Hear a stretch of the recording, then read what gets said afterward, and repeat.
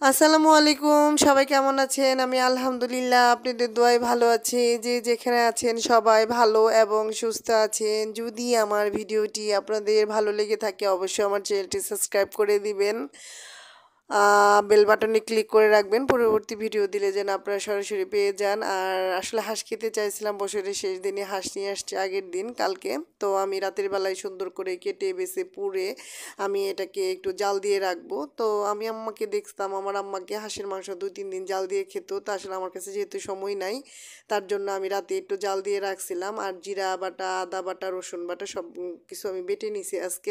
Blender আর করি নাই, ভাবছি যে বাটা মশলা দিয়ে আজকে রান্না করব। তো আমি এখানে তেল দিয়ে দিলাম, সরিষার তেল পরিমাণ মতো দিয়ে দিলাম। দিয়ে এখানে আমি জিরা ফোড়ন দিলাম। জিরা ফোড়ন দিয়ে যখন জিরাটা কালো হয়ে আসছে তখন আমি পেঁয়াজ দিয়ে দিলাম। পেঁয়াজ দিয়ে যখন হালকা করে ভেজে নিলাম তখন আমি গরম মশলা দিলাম, দারচিনি, এলাচ, লবঙ্গ এগুলো দিয়ে সুন্দর করে আমি পেস্টটাকে ভেজে নিব। যখন দেখবো যে আমার পেস্টটা মোটামুটি ভাজা হয়ে গেছে তখন আমি দিয়ে দিব আদা বাটা, রসুন বাটা, জিরা বাটা, হলুদ গুঁড়া, মরিচ গুঁড়া, ধনিয়া গুঁড়া, লবণ আর একটু পানি দিব। দিয়ে ভালোভাবে কষিয়ে নিব। যখনই দেখবো যে আমার কষাটা তেল তেল ভাব চলে আসছে তখন আমি মাংস দিয়ে দিব। দিয়ে আমি এটাকে সুন্দরভাবে কষিয়ে ঢাকনা দিয়ে ঢেকে দিব।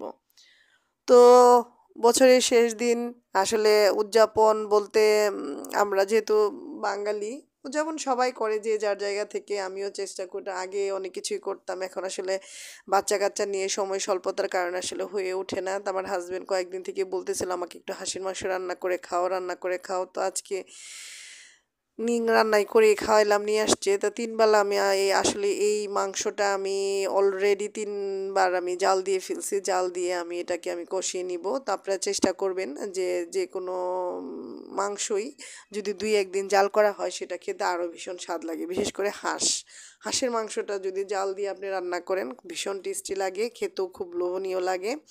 গরম গরম ভাত দিয়ে খেতে অসম্ভব মজা। তো আমি মশলার ভিতরে মাংসটা সুন্দর করে কষিয়ে নিব। নিয়ে আমি এখানে রসুন দিয়ে দিব।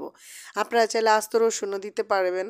আমার এখানে আসলে দেশি রসুন ছিল না, তার জন্য আমি আস্ত রসুন দিতে পারিনি। এখানে আমি 2টা রসুন দিয়েছি বড় বড় সাইজের। আর আমি রসুন বাটাও দিয়েছি। হাঁসের মাংস রসুন ছাড়া খাওয়া যায় না, প্লাস নারিকেল ছাড়া তো খাওয়াই যায় না। হাঁস বলতে নারিকেল খেতে হবে, নারিকেল ছাড়া হাঁস আমার কাছে অসম্পূর্ণ লাগে। আমি জানি না আপনাদের কাছে কেমন লাগে, তবে অবশ্যই যে যার যে আছেন সেখান থেকে অবশ্যই নারিকেল দিয়ে আপনারা একসময় হাঁসের মাংস রান্না করে খাবেন। অবশ্যই আমাকে জানাবেন যে খেতে কেমন লাগছে, টেস্টটা কেমন ছিল, আর এমনি কেমন টেস্ট। তো আমার এই পর্যায়ে দেখা গেল যে আমার জালটা হয়ে আসা অবধি হয়েছে। তা আমি এখানে আরেকটা জিনিস করব, সেটা হলো নারিকেলের দুধ বের করব। তো আমি সুন্দর করে নারিকেলগুলো কোড়ায় পাটায় বেটে নিয়েছিলাম, নিয়ে আমি দুধটা করে নিছি।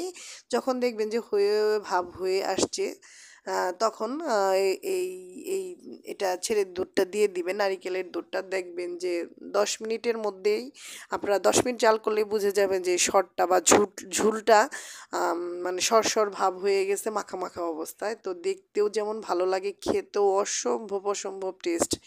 এই শীতে হাঁসের মাংস খেতে যে কি মজা আসলে বলে বোঝানোর মতো না।